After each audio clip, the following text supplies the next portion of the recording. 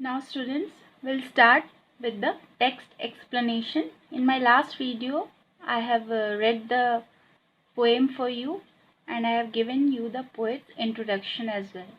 So in this video, I will just explain you stanza wise the poem. So we'll start with the first stanza.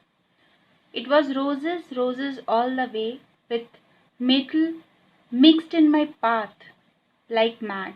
The house roof seemed to heave and sway.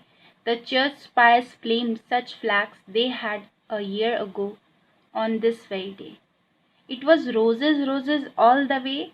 मतलब वो patriot ये बोल रहा है कि जब 1 साल पहले की बात कि उसके जब वो आ रहा था, मतलब जब उसने विक्ट्री हासिल की थी, तब उसके उसके पाथ में, उसके रोड में हर जगह सिर्फ रोजेस थे.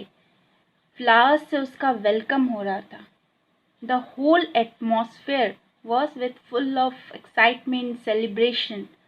और जैसे ये जो लिखा हुआ है, in my path like mad, ऐसे फूल उन्होंने बिछाए हुए थे उसके मतलब जहाँ जहाँ वो कदम रख रहा था, जैसे लग रहा था कि पागलों की तरह फूल सब बिखरे हुए हैं उसके वेलकम के लिए.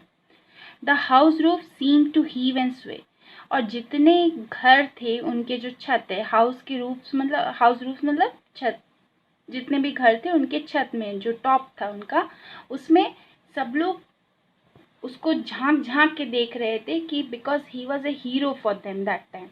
तो सब लोग झांक झांक के देख रहे थे कि हमें बस एक झलक मिल जाए पेट्रियट की, मतलब उस हीरो की. और इतना ज़्यादा क्राउड था, it was so huge crowd कि जैसे लग रहा था कि बिल्डिंग भी झूल रही है. So the church spires flame such flags they had.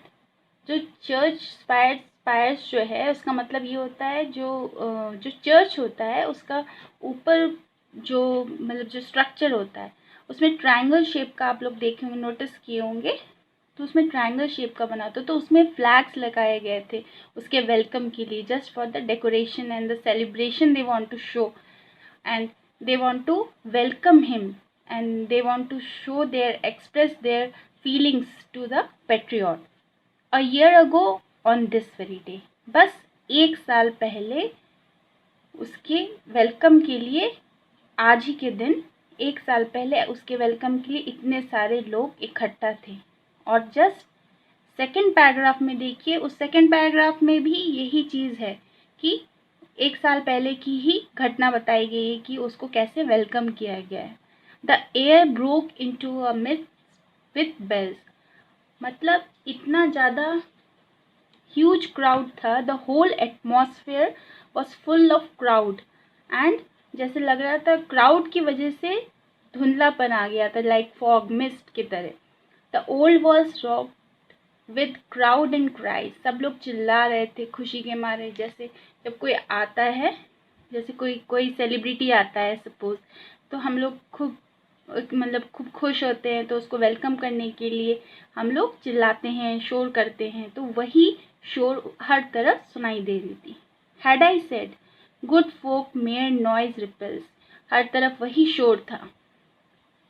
But give me your sun from yonder skies, they had answered.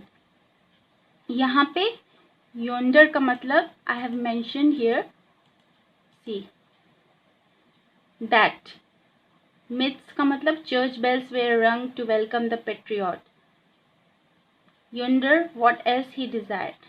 अब यहाँ पे yonder का मतलब ये हो रहा है कि जो पेट्रियट ने उन लोग के लिए किया, अब मतलब वो अगर उन लोग से कुछ भी उस दिन मांग लेता, अगर चांद सूरज कुछ भी मांगता, तो वो लोग उसके बदले में उसको देने के लिए तैयार थे. मतलब they were so happy and they were so grateful to him. They had answered and afterward what else, मतलब उस टाइम वो लोग जवाब दे सकते थे, मतलब वो लोग कुछ भी मांगता वो, तो वो लोग हाजिर थे उस चीज़ के लिए.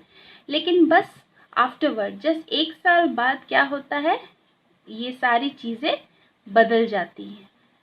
सो this was there in the second paragraph.